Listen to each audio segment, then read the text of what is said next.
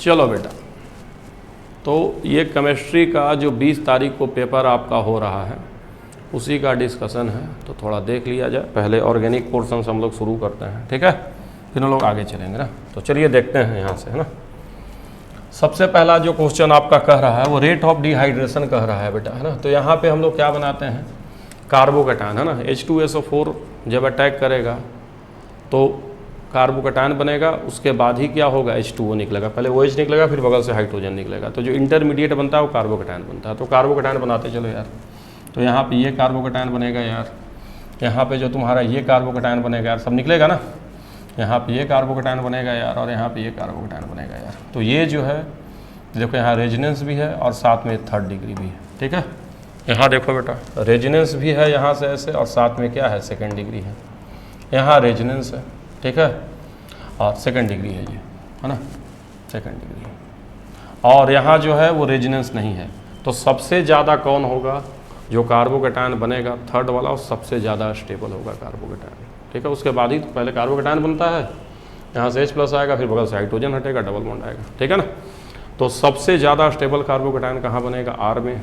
तो सबसे ज़्यादा R का रेट, और सबसे अनस्टेबल कार्बोकैटायन यहाँ बनेगा, कि यहाँ रेजोनेंस है ही नहीं बेटा। तो ये हो गया, ठीक है। तो ये तुम्हारा ट्रेंड हो गया, कोई दिक्कत है नहीं इसमें, ठीक है। इन दोनों में भी तुम डिसाइड कर सकते हो, P और Q में, है ना। यहाँ रेजोनेंस है, साथ में 2nd डिग्री, और यहाँ रेजोनेंस और ये कौन सा डिग्री है बेटा, 1st डिग्री है, ठीक है। तो ये रीजन हो गया, समझ गया नहीं, समझ गया। तो अब कह रहा है कंसीडर द फॉलोइंग रिएक्शन। तो यहाँ जब होगा, जब पहली बार क्लोरीन का अटैक होगा, तो जानते हो ना कि साइक्लोहेलोनियम आयन बनता है। तो यहाँ जो है, जब पहली बार क्लोरीन जब अटैक करेगा इस पर, है ना, यहाँ पे, ये तो ऐसा ही रहेगा। यहाँ पे एक साइक्लोहेलोनियम आयन का एक इंटरमीडिएट बनता है, क्लोरीन पे प्लस होता है, समझ गया नहीं, समझ गया। अब ये बॉन्ड यहाँ से टूटेगा, और यहीं पे किसका अटैक होता है, वाटर का अटैक होता है, H2O का अटैक होता है, ठीक है। तो H2O वहाँ अटैक करेगा जहाँ ज़्यादा स्टेबल कार्बोकैटायन बने। तो अगर यहाँ पे, यहाँ से बॉन्ड टूटेगा तो यहाँ 3rd डिग्री का कार्बोकैटायन बनेगा, तो H2O का यहीं पे अटैक होगा बेटा, ठीक है। और अगर यहाँ से बॉन्ड टूटता तो यहाँ पे ये वाला 2nd डिग्री का बनता। तो यहाँ पे देखो 3rd डिग्री का बनेगा, ये बॉन्ड टूटेगा तो 3rd डिग्री का बनेगा, ठीक है। ज़्यादा स्टेबल है तो वहीं पे OH का अटैक होगा, ठीक है ना। और ये तुमको पता है कि दोनों अपोजिट होगा, ठीक है ना, क्योंकि साइक्लोहेलोनियम आयन में क्या होता है, जो एडिशन होता है वो एंटी एडिशन होता है, ठीक है ना। तो ये हो गया पहला।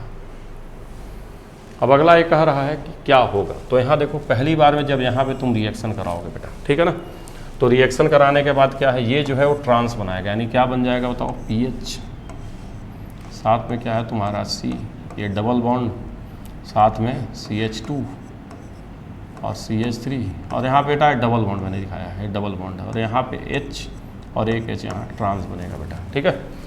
और उसके बाद जब तुम Br2 का अटैक कराओगे तो इसका भी अपोजिट अटैक होगा बेटा। Br2 का अटैक अपोजिट होता है। अब तुमको पता है, देखो ध्यान देना कि अगर ट्रांस है और फिर से अपोजिट अटैक होगा तो क्या हो जाएगा, सेम बन जाएगा।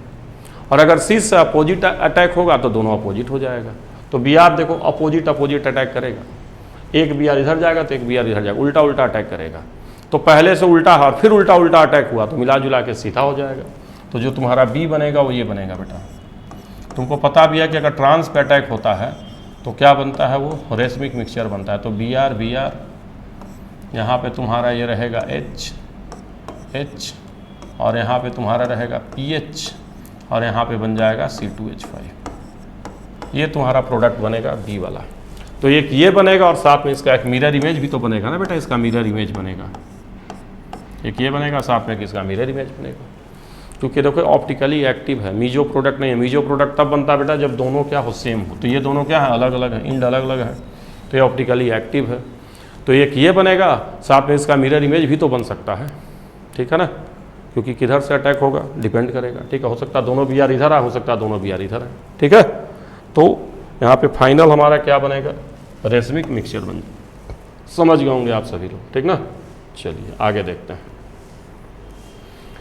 देखिए एनहाइड्रस AlCl3 है, तब ये करेगा क्या, यहाँ से क्लोरीन को हटा देगा बेटा, ये है ना। और ये जो यहाँ पे कार्बोकैटायन बनाएगा, यही करता है ना। AlCl3 क्लोरीन को हटा के क्लोरीन को अपने पास खींच लेता है, क्या बन जाता है ये AlCl4 बन जाता है ये, ठीक है। यहाँ पे जो कार्बोकैटायन वही जाके यहाँ पे क्या करेगा, अटैक करेगा, ठीक है। बेंजीन है, सारे पोजीशन इक्विवेलेंट है, तो कहीं भी अटैक करा दो बेटा, ठीक है। तो अब इस पर जब तुम अटैक कराओगे तो तुम देख लो तुम्हारा कौन सा प्रोडक्ट बनेगा। तो इसको ला के यहाँ जोड़ दो तो यही प्रोडक्ट तुम्हारा बन जाएगा। देखो ये जो है ना ये वाला, ये पूरा आगे क्या इस बेंजीन पर अटैक कर दिया, तो देखो यही है ये पूरा ये वाला है, समझ रहे हो, ये वाला है और ये बेंजीन है ये वाला, समझ गए नहीं समझ गए, ठीक है। तो इसको ला के यहाँ पे अटैक करवा देना। तो सिंपल सा क्वेश्चन था, इसमें कुछ है नहीं, ठीक है ना। और ये मत सोचना कि ये Cl हटेगा, क्योंकि रिंग से जुड़ा हुआ तो हटेगा नहीं, ठीक है, रेजिनेंस में है वो। चलो 65 में कह रहा है उर्ज रिएक्शन। तो तुमको पता है कि जब भी सिमेट्रिकल होता है, क्या होता है सिमेट्रिकल, क्योंकि इस पर रिएक्शन ही होता है ना बेटा, कि तुम्हारे पास होता क्या है, ये होता है Na होता है और साथ में क्या होता है ड्राई ईथर होता है ना, ड्राई ईथर और Rr बनता है। और अगर अनसिमेट्रिकल है तो R डैश बनता है और साथ में मिक्सचर ऑफ प्रोडक्ट बनता है, जानते हो गए ना। सिमेट्रिकल है तो Rr बनेगा, एक ही प्रोडक्ट बनेगा। और अगर ये अनसिमेट्रिकल है मान लो, है ना, एक R है और एक क्या है R डैश है, तो यहाँ मल्टीपल प्रोडक्ट बन सकता है बेटा। यहाँ क्या बनता है Rr बन सकता है, साथ में R डैश बन सकता है और साथ में क्या है R डैश बन सकता है। तुमको पता है अनसिमेट्रिकल में तीनों, दो आपस में जुड़ जाए, दो ये आपस में जुड़ जाए, ये दोनों आपस में जुड़ जाए। लेकिन अगर सिमेट्रिकल है तो एक ही प्रोडक्ट बनेगा। तो सबसे बढ़िया इसीलिए कहा जाता है ऊर्ज रिएक्शन को कब हम यूज करते हैं, जब हमारे पास सिमेट्रिकल अल्केन्स हो। अनसिमेट्रिकल में मिक्सचर ऑफ प्रोडक्ट बनता है। तो अब देख लो इसमें सिमेट्रिकल कौन है, तो देखो यही सिमेट्रिकल है। यहाँ से देखो इसको, ये और ये क्या है सिमेट्रिकल है बेटा, सेम है कि नहीं। यहाँ देखो ये दोनों क्या है सिमेट्रिकल। इसकी इस पार्ट को यहाँ से तोड़ दो, ठीक है। तो ये वाला R और ये वाला R क्या हो गया, देखो बिल्कुल सेम हो गया। तो दोनों अगर एक ही रहेगा सिमेट्रिकल रहेगा तो केवल वही बनेगा, गुड डील बनेगा। बाकी देखो सारे के सारे अनसिमेट्रिकल है तो ये प्रोडक्ट तो बनेगा, इसके साथ और भी प्रोडक्ट बन सकता है। तुम देख लो कोई सिमेट्रिकल नहीं।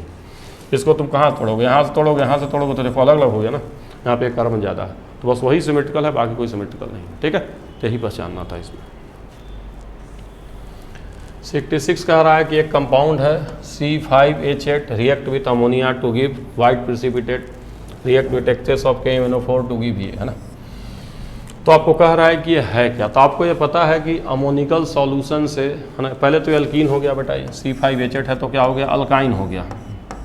आपको पता भी है कि अगर कोई अल्काइन रहेगा वो भी कैसा, टर्मिनल अल्काइन, मैं पहले बता दे रहा हूँ। अगर कोई टर्मिनल अल्काइन है वही क्या है वाइट प्रिसिपिटेट देता है, किसके साथ AgNO3 के साथ। आप जानते होंगे ये टेस्ट होता है टर्मिनल अल्काइन का।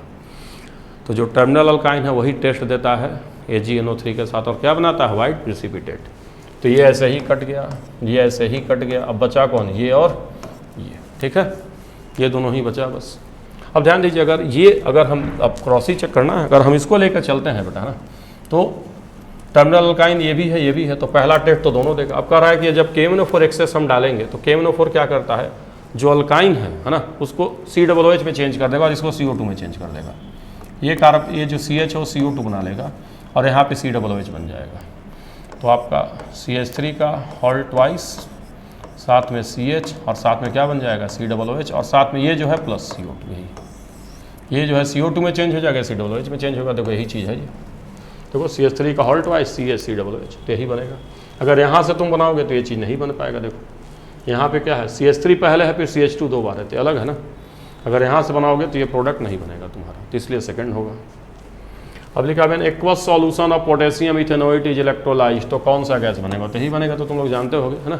पोटेशियम इथेनोएट का मतलब ये हो गया बेटा CH3 COO के। जब इसको इलेक्ट्रोलाइज करोगे तो यहाँ से CO2 निकलता है और यही दो बार रिएक्शन करता है CH3 ये डॉट बनता है दोनों और फिर दोनों आपस में क्या है यहाँ से जुड़ जाता है, ठीक है। और C2H6 बनाता है। जानते हो ना ये रिएक्शन जो होता है एनोड पे, कैथोड पे वाटर से H2 बनता है, तो जानते होगे, है ना, Kolbe electrolysis reaction, name reaction. अब कह रहा है कि फाइनल प्रोडक्ट प्राइमरी अल्कोहल नहीं होते, तो सब जानते हैं यार यहाँ पे, है ना, कि ये ऑक्सीमर्क्यूरेशन डीमर्क्यूरेशन है। यहाँ एम रूल के हिसाब से एडिशन होता है, यहाँ एंटी एम रूल के हिसाब से होता है। यहाँ भी करोगे तो प्राइमरी, ये बताया गया है कि जब भी RMgOX फॉर्मल्डिहाइड से रिएक्शन करेगा तो प्राइमरी अल्कोहल बनता है। NCERT के रिएक्शन है सब। यहाँ पे नहीं बनेगा। यहाँ पे क्या बनेगा जरा मुझे बताओ। अगर अटैक कराओगे, है ना, तो ध्यान देना, यहाँ पे जब तुम अटैक कराओगे तो ये क्या बनेगा, R2 है, C है। यहीं पे किसका अटैक होगा बेटा, OH का, और इसका बगल में क्या अटैक होगा, H का, ठीक है ना। तो ये बनेगा टर्सरी अल्कोहल बनेगा यहाँ पे। अगर तुम्हारा पे ये रहता जैसे ये, तो ये कैसा बनाता उसी से look like anti M rule, sorry ये जो हाइड्रोबोरोस ऑक्सीडेशन में प्राइमरी अल्कोहल बनता है ना, होता तो एम रूल है लेकिन final product anti M rule type दिखता है। तो आपको पहले भी ऐसा क्वेश्चन दिया जा चुका है, यहाँ पे OH लगेगा इसमें, ठीक है, तो प्राइमरी बन जाएगा। तो बाकी सब आसानी है, इसका यही होगा, ठीक है ना। चलिए यहाँ भी आपको पता है कि रिंग पर टूटेगा तो प्राइमरी अल्कोहल बनेगा। चलिए अब ये मुझे बताने की ज़रूरत नहीं है बेटा, ये रिएक्शन आपका NCERT में दिया हुआ है, गटरमैन एल्डिहाइड सिंथेसिस, ठीक है ना, इसमें कुछ बताने की ज़रूरत नहीं, ठीक है, ये गटरमैन रिएक्शन, ठीक है ना। चलिए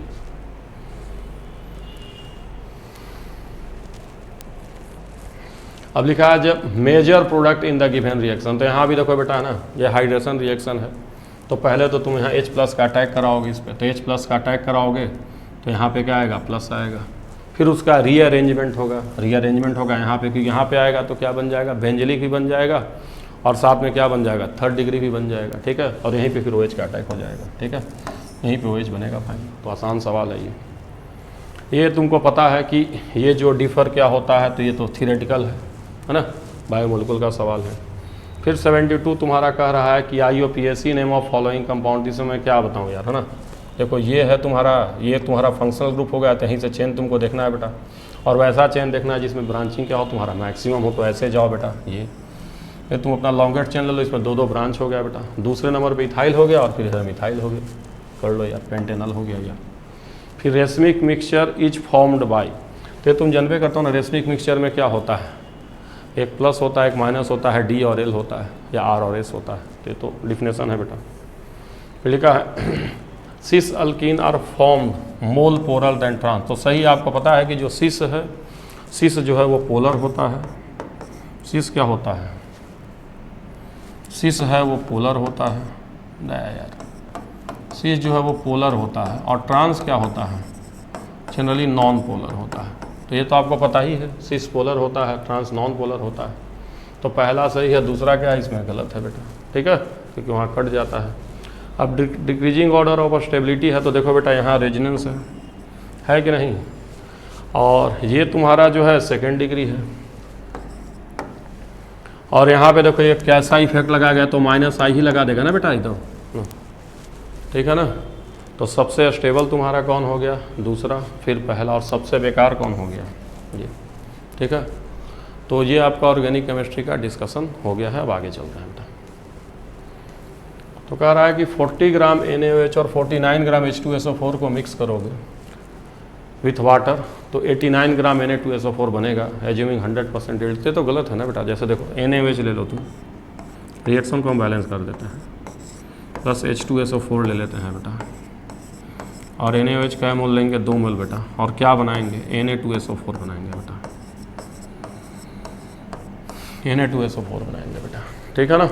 और ये 1 मोल हमने लिया है बेटा, जो रिएक्शन होगा तो इसका 2 मोल और इसके 1 मोल से रिएक्शन करेगा, और इसका 1 मोल बनाएगा बेटा, ठीक है। साथ में इधर तुम चाहो तो पानी बना लो बेटा, 2 पानी बना लो, ये बैलेंस रिएक्शन, इसका 2 मोल बनेगा। रिएक्शन तो यही कह रहा है ना कि इसका 2 मोल इसके 1 मोल से रिएक्शन करेगा, इसके 1 मोल बनाएगा, इसका 2 मोल बनाएगा, ये रिएक्शन कह रहा है। अब हमारे पास NaOH है कितना, 40 ग्राम है, ये है कितना, 40 ग्राम। 40 ग्राम का मतलब हो गया 40 से डिवाइड कर दो तो ये 1 मोल हो गया बेटा। H2SO4 कितना है, 49, तो 49 को डिवाइड करो बेटा 98 से बेटा, ये 0.5 मोल आ गया बेटा, ठीक है।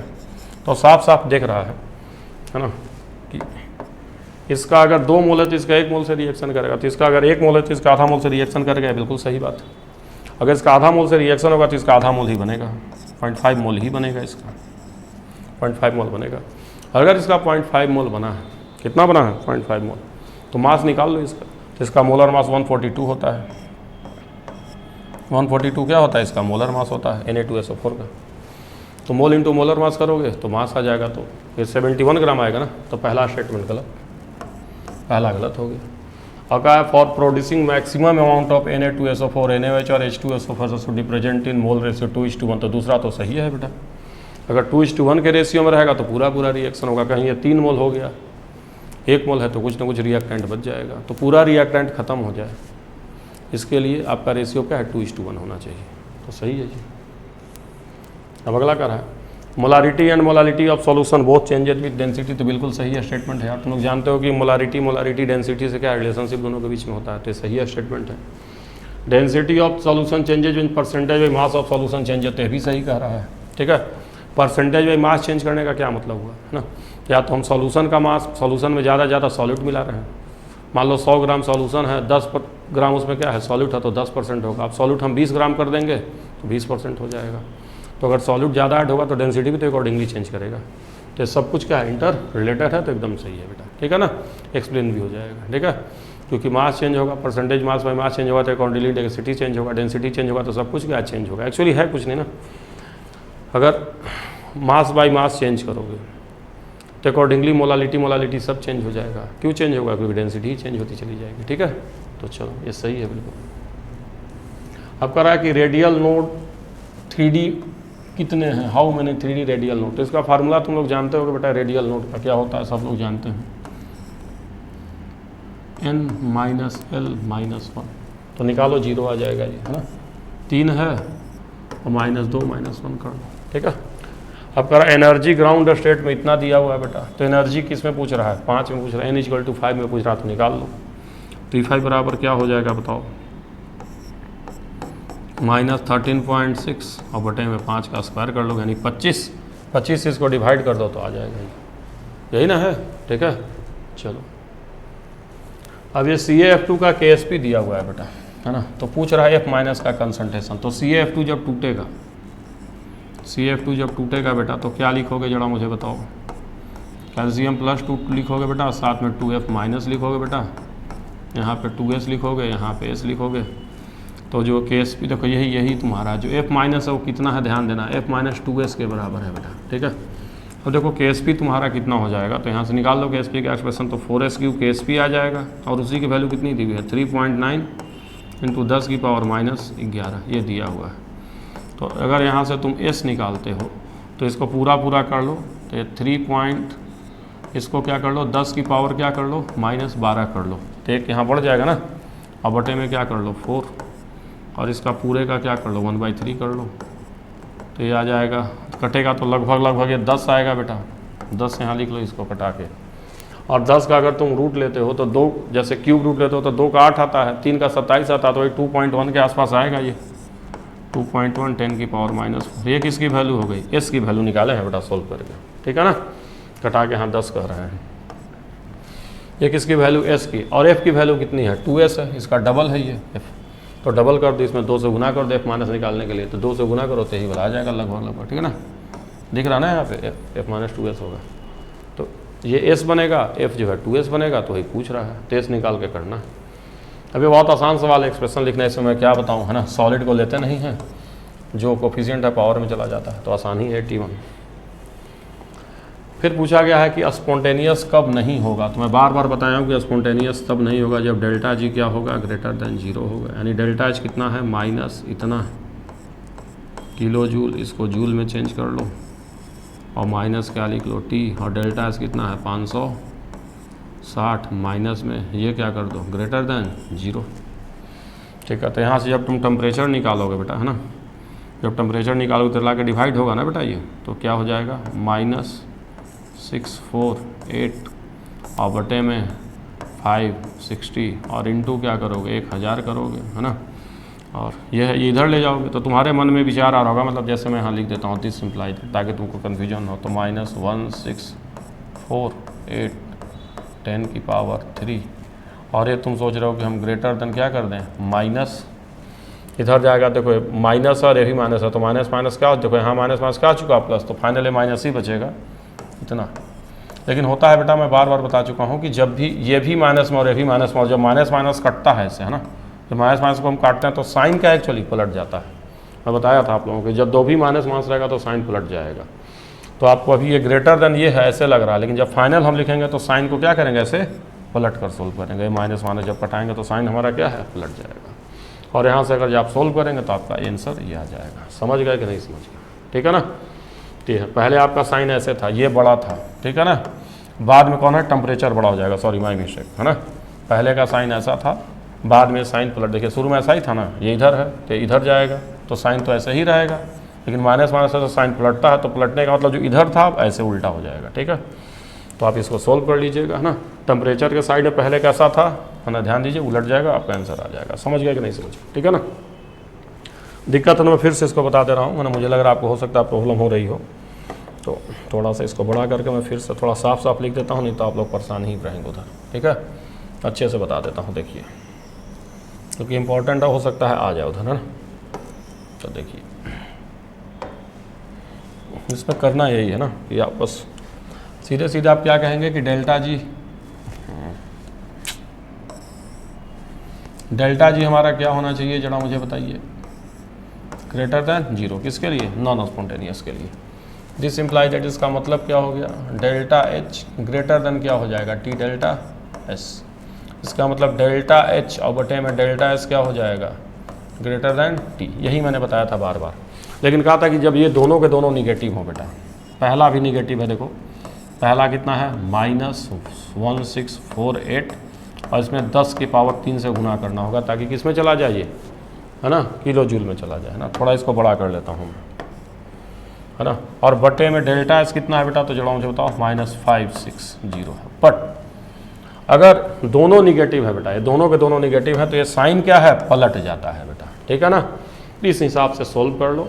ये सोल्व करोगे, कटाओगे तो 29 समथिंग आएगा, 2900 समथिंग करके आएगा, तो 3000 वाला आंसर हो जाएगा। समझ गए कि नहीं समझ गए, ठीक है ना।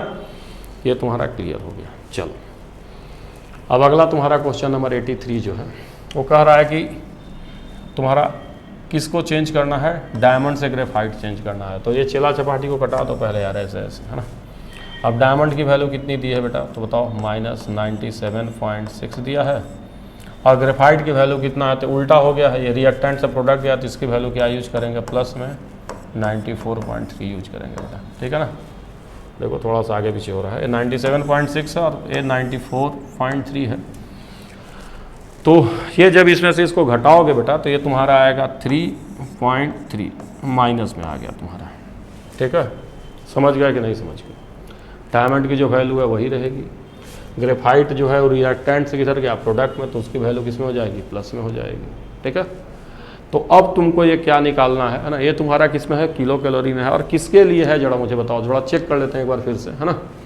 डायमंड के लिए जो है ना, ये है, तो हमको इसमें से इसको माइनस करना है, तो ये हमारा डेल्टा एच आ गया। और ये लेकिन किसके लिए आया है जरा मुझे बताइए, तो ये किसके लिए हमारा आया हुआ है, 1 ग्राम कार्बन के लिए आया हुआ है, तो 1 मोल के लिए आया ना। ये तो हमारा क्या है, पर KCl है, तो ये मोल के लिए ही रहता है, कुछ नहीं दिया। इसका मतलब कहेंगे इसका 1 मोल, इसके 1 मोल से रिएक्शन करके इसके 1 मोल को बना रहा है, इसका 1 मोल इसके 1 मोल से रिएक्शन करके इसके 1 मोल को बना रहा है। तो 1 मोल के लिए वैल्यू है बेटा, तुमसे पूछा कि इसके लिए 1 ग्राम के लिए, तो इसको 12 से हम डिवाइड करेंगे बेटा। समझ गया कि नहीं समझ गया, ठीक है ना। तो बहुत सिंपल सा सवाल था। डायमंड के लिए वैल्यू ये थी, ग्रेफाइट के लिए वैल्यू ये थी, अब हमने चेला चपाटी से इनको कटा दिया, तो डायमंड इधर भी रिएक्टेंट, इधर भी रिएक्टेंट, तो वैल्यू ये हो जाएगी। ग्रेफाइट इधर भी प्रोडक्ट, इधर भी प्रोडक्ट, तो वैल्यू ये हो जाएगी। अब यहाँ से सोल्व कर लीजिए, आपका आंसर जो है वो मैच कर जाएगा, ठीक है ना। यहाँ केवल मैग्नीट्यूड की बात कर। अब आप सोच रहे होंगे सर आपका हमारा आंसर तो माइनस में आया है, तो सर आपका आंसर माइनस में एच आया हुआ है, क्यों नहीं आया हुआ है, समझ रहे हैं। ये एच है, वहाँ हीट पूछा, क्या पूछा है, हीट, ठीक है। और ऑप्शन सारे के सारे केवल प्लस में हैं, तो उसका मतलब आपको मैग्नीट्यूड की बात करनी है। समझ गया कि नहीं समझ गया, ठीक है। अगर प्लस माइनस दोनों रहता तो फिर हम उस हिसाब से डिसाइड करके करते कि हीट रिलीज पूछा है या क्या पूछा है। समझ गए, चलिए। अब लिखा है adiabatic free expansion of ideal gas in close system will not caught any change in temperature. तो बिल्कुल सही है। देखो, तो सबको पता है कि डेल्टा यू बराबर क्या होता है यार, Q + W होता है। और अगर एडियाबैटिक है तो ये 0 हो गया, फ्री एक्सपेंशन है तो ये 0 हो गया, इसका मतलब ये भी क्या है, 0 हो गया, ठीक है। बार बार बताया गया कि फ्री एक्सपेंशन होगा तो W 0, एडियाबैटिक है तो Q 0, और ये दोनों 0 तो डेल्टा U भी 0, तो इसका मतलब क्या है, सही हो गया सब, पहला भी सही दूसरा भी सही। अगर डेल्टा U 0 तो टेम्परेचर बढ़ेगा नहीं, ठीक है, समझ गया ना। तो पहला दूसरा दोनों सही है, करेक्ट एक्सपेंशन भी। उसके बाद 85 में कह रहा है temperature of reaction rise from इतना तो इतना, रिएक्शन रेट डबलते। तो बहुत आसान सवाल है, मैं लिख दे रहा हूँ। कैसे बनाओगे, log K2/K1, उसकी वैल्यू कितना दिया हुआ है, log K2/K1 की वैल्यू कितना दिया हुआ है, 2, डबल हो गया ना, तो 2 है, बराबर क्या लिखोगे, ये पूछ रहा है। अब बटे में 2.3 RT की लगभग वैल्यू कितनी होती है, 20 मैंने बताया है, यहाँ यूज क्या करोगे, 1/T1 कितना 300 माइनस 1/T2 कितना 310। अब इसको तुमको सोल्व करना है बस, और log 2 की वैल्यू कितनी बार बता चुके हो क्या होता है, तो 0.3 या 20 इधर आ जाएगा, साथ में 300 आ जाएगा, साथ में 310 आ जाएगा, और बटे में क्या है इधर से जब घटेगा तो 10 आ जाएगा। यही ई की वैल्यू हो गई बेटा। सॉल्व कर लोगे तुम्हारा आंसर यही आ जाएगा, है ना। अप्रॉक्स में आएगा, बात ऑप्शन दूर दूर है तो इसलिए दिया गया, अप्रॉक्स में कर लीजिए। अब यहाँ देखिए ये क्या है, तो देखिए ये साफ साफ दिख रहा है कि सेकंड ऑर्डर है। या तो आप मेथड लगाइए, या तो सीधे सीधे मैंने बताया था कि जो टी हाफ होता है सेकंड ऑर्डर के लिए वो किसके प्रोपोर्शनल होता है, 1 कंसंट्रेशन के। मैं लिखवाया हूँ साफ साफ ही, ठीक है ना। जीरो ऑर्डर के लिए जो टी हाफ है वो कंसंट्रेशन के डायरेक्टली प्रोपोर्शनल, मतलब कंसंट्रेशन बढ़ेगा तो टी हाफ बढ़ेगा। फर्स्ट ऑर्डर के लिए टी हाफ से कोई मतलब नहीं है कंसंट्रेशन को, और सेकेंड ऑर्डर के लिए ऐसे होता है, यही आपसे पूछेगा। नहीं तो मेथड भी आपको मैं बताया था क्लास में, टी हाफ पहले कंडीशन में और टी हाफ दूसरे कंडीशन में, ये किसके बराबर होता है, उल्टा होता है यार। C2 का पावर क्या होता है n-1 और बटे में C1 की power n-1। Half life method याद कीजिए, हाफ लाइफ मेथड मैंने क्लास में करवाया था। तो यहाँ से करना है तो यहाँ से बेसिक से करो, नहीं तो सीधे याद रखो यार, मैं बार बार कह रहा हूँ तुमको, फर्स्ट ऑर्डर आएगा, जीरो ऑर्डर आएगा, सेकंड ऑर्डर आएगा। तो यहाँ देखो यार, कंसंट्रेशन डबल हो गया और हाफ लाइफ क्या है, उल्टा हो गया। पहले 2 घंटा था, बाद में 1 घंटा हो गया। तो कंसंट्रेशन देखो उल्टा है ना, ये बढ़ेगा तो ये क्या है बेटा, ये घटेगा तो ये बढ़ेगा, और ये बढ़ेगा तो ये घटेगा। तो तुमने क्या किया, कंसंट्रेशन को डबल किया तो तुम्हारा हाफ लाइफ क्या है, उल्टा हो गया, आधा हो गया, मतलब इन्वर्सली प्रोपोर्शनल है, हो गया सेकंड ऑर्डर। चलो, विच ऑफ फॉलोइंग लिक्विड, तो ये तो रटने वाला, इसमें मैं क्या बताऊँ, कितनी बार दे चुका हूँ, negative deviation, negative deviation, negative deviation, ठीक है, पॉजिटिव डिविएशन है, पहले भी बता चुका था, ठीक है ना। चलिए अब क्या है, करेक्ट कह रहा है ना। तो KH जो आपका O2 का है वो 298 पे, और KH जो है CH4 का 298 पे, है ना। इसका पूछ रहा है, तो देखो NCERT का डाटा है बेटा, आपको मिला जुला के ध्यान रखना है कि जो नॉन पोलर गैस होता है, जैसे हीलियम वगैरह, ये सब जो गैस है, हीलियम है या फिर ऑर्गन है, ये सब क्या होता है, वेरी लेस सोलेबल होता है। तो सोलेबिलिटी और KH उल्टा होता है, जानते हो ना, क्लास में बताया भी है। KH इन्वर्सली प्रोपोर्शनल टू क्या होता है, सोलेबिलिटी। तो सोलेबिलिटी कम तो KH होगा, सॉरी KH क्या होगा, सोलेबिलिटी कम तो KH क्या होगा, ज़्यादा। तो जो नॉन पोलर टाइप के गैस वो कम घुलते हैं, कम घुलते हैं तो उनकी सोलेबिलिटी क्या है, कम, KH ज़्यादा। तो यही हाल यहाँ भी तुमको लगाना है यार, समझ रहे हो कि नहीं समझ रहे हो। अब CH4 का थोड़ा साइज बड़ा होता है, थोड़ा ज़्यादा घुल जाता है, इस वजह से होता है, ठीक है। बट मिला जुला के ध्यान रखना है, ये डाटा बेस्ड सवाल है, ठीक है। एक सवाल दे दिया हूँ NCERT का, ठीक है ना, वैसे भी। अब कंसीडर द सेल पोटेंशियल, तो ये तुम्हारा दिया हुआ है, तो बेस्ट रिड्यूसिंग एजेंट मैं बार बार बता चुका हूँ यहाँ पे ना, कि अगर तुम्हारा ये जो है SRP दिया हुआ है, तो SRP किसके प्रोपोर्शनल होता है, ऑक्सीडाइजिंग एजेंट के, ऑक्सीडाइजिंग एजेंट के, है ना। तो अगर तुमको रिड्यूसिंग एजेंट निकालना है तो तुमको इसको SOP में बदलना होगा। तो SOP में अगर बदलोगे तो वैल्यू हो जाएगी 2 प्लस में, और ये हो जाएगी प्लस में 0.04। ये SOP हो गया बेटा, SOP लिखे हैं SOP। और SOP जो है वही बताया था कि अगर SRP इसका दिया हुआ है बेटा, तो SOP जब निकालोगे तो ये मैग्नीशियम का डिफाइन होगा, और एक इसका होगा, इसका डिफाइन होगा। और SOP बता चुका हूँ, SOP जितना ज़्यादा होगा वही क्या होगा, रिड्यूसिंग एजेंट उतना ज़्यादा होगा, क्लास में बताया हुआ बेटा। सब SOP ज़्यादा तो रिड्यूसिंग एजेंट ज़्यादा, SRP ज़्यादा तो ऑक्सीडाइजिंग एजेंट ज़्यादा। तो इसको चेंज करो SOP में तो प्लस में हो जाएगा। और ये भी बताया हूँ कि अगर SRP किसका है, मैग्नीशियम का, तो SRP किसका है, मैग्नीशियम +2 का, तो SOP किसका होगा, मैग्नीशियम का। तो यहाँ से टिक कर लो, मैग्नीशियम हो गया बेटा, ठीक है। चलो, ये एकदम बिल्कुल आसान सवाल है, सबको पता है ना, कि अगर हम मोलर की बात करेंगे, और अगर पहले इक्विवेलेंट समझ लीजिए, तो जो इक्विवेलेंट होगा किसका, लेमडा ई का जो इक्विवेलेंट होगा CaF2 का, वो किसके बराबर हो जाएगा बेटा। तो ध्यान दीजिए, इक्विवेलेंट जो होता है वो लेमडा ई इन्फिनिटी कैल्शियम +2 हो जाएगा, और साथ में क्या हो जाएगा, लेमडा ई इन्फिनिटी F माइनस हो जाएगा बेटा। और अगर इस इक्विवेलेंट को आप मोलर में ले जाएंगे तो इसका वैलेंस फैक्टर कितना है, 2। अगर इसमें आपने 2 से गुना कर दिया, पूरे में 2 से अगर आपने गुना कर दिया, क्योंकि ये इसके बराबर है, तो यही क्या हो जाएगा, मोलर हो जाएगा बेटा। अब ये लेमडा M हो जाएगा बेटा, लेमडा M CaF2 हो जाएगा बेटा, ठीक है ना। तो आपको करना कुछ नहीं है ना, एकदम आसान है, ठीक है ना, आपको करना कुछ नहीं है, ठीक है ना, समझ गए ना। 2 से गुना कर दीजिए तो गुना कर देंगे तो ये आपका आ जाएगा, ठीक है। तो ये आपका डिस्कशन था बेटा, हो गया है, ठीक है पूरा।